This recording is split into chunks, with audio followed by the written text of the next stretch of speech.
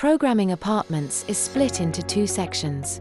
By apartment number, if the apartment has already been set up using the app, and by memory location, if creating a new entry. To create a new entry, select Create New. Enter the memory location of the new entry, and complete the fields below.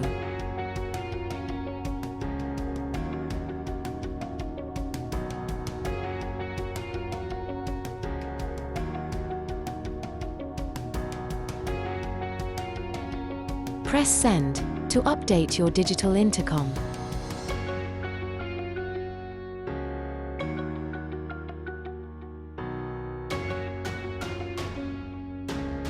To edit or check individual settings of existing apartments, switch to the By Apartment Number tab. Type in the apartment number and press Find.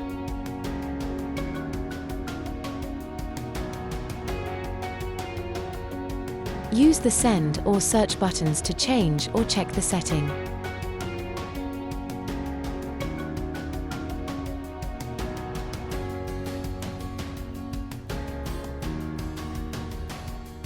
Thanks for watching.